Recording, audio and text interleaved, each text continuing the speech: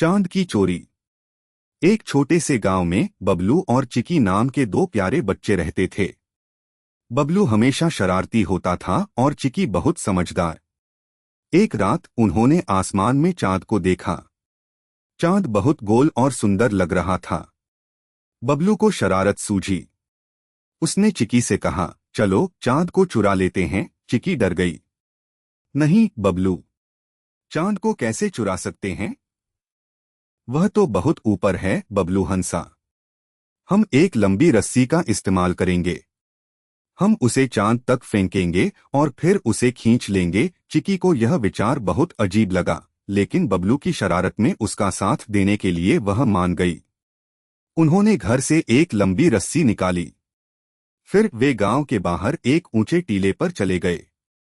बबलू ने रस्सी को घुमाया और उसे चांद की ओर फेंका।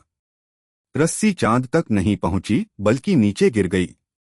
बबलू ने फिर कोशिश की और फिर, लेकिन रस्सी कभी भी चांद तक नहीं पहुंची। चिकी हंस रही थी। बबलू, यह नहीं हो सकता। चांद बहुत दूर है। बबलू ने हार नहीं मानी। उसने कहा, मुझे एक और विचार आया है। हम एक बहुत बड़ा गुब्बारा फुलाएंगे और उस पर चढ़कर चांद तक जाएंगे। चिकी की आंखें चौड़ी हो गईं। एक गुब्बारा? इतना बड़ा गुब्बारा हमारे पास कहाँ है? बबलू ने कहा, हम बहुत सारे छोटे गुब्बारे इस्तेमाल करेंगे।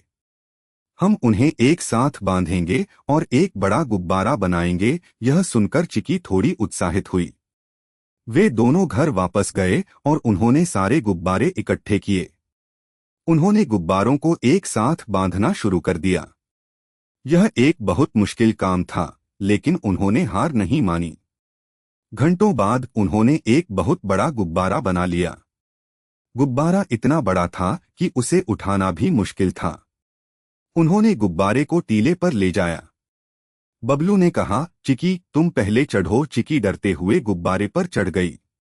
गुब्बारा थोड़ा हिला, लेकिन वह गिरी नहीं। बबलू भी गुब्बारे पर चढ़ गया। उन्होंने धीरे धीरे ऊपर उठना शुरू कर दिया। गांव नीचे छोटा होता जा रहा था। वे बादलों के पास पहुंच गए। अचानक एक तेज हवा चली।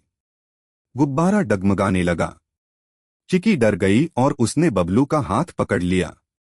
बबलू ने कहा, डरो मत चिकी, हम सुरक्षित हैं। हवा और तेज हो गई। कुछ गुब्बारे फूट गए। गुब्बारा नीचे गिरने लगा। बबलू और चिकी डर गए। वे जोर से चीखे।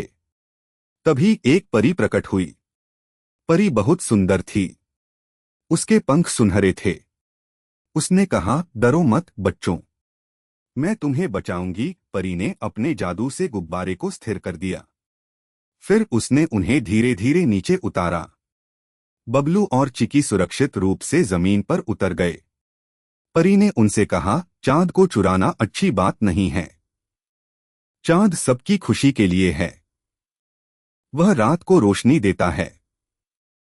हमें प्रकृति से छेड़छाड़ नहीं करनी चाहिए। बबलू को अपनी गलती का एहसास हुआ। उसने परी से माफी मांगी। चिकी ने भी परी को धन्यवाद दिया। परी मुस्कुराई और गायब हो गई। बबलू और चिकी घर वापस चले गए। वे बहुत थक गए थे, लेकिन उन्होंने एक महत्वपूर्ण सबक सीखा था। उन्होंने समझ लिया था कि प्रकृति का सम्मान करना चाहिए और कभी भी लालच नहीं करना चाहिए।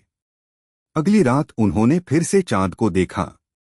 चांद अभी भी वहीं था और वह पहले से भी ज्यादा सुंदर लग रहा था। बबलू और चिकी खुश थे कि उन्होंने चांद को नहीं चुराया था। नैतिक शिक्षा, हमें प्रकृति का सम्मान करना चाहिए और कभी भी लालच नहीं करना चाहिए।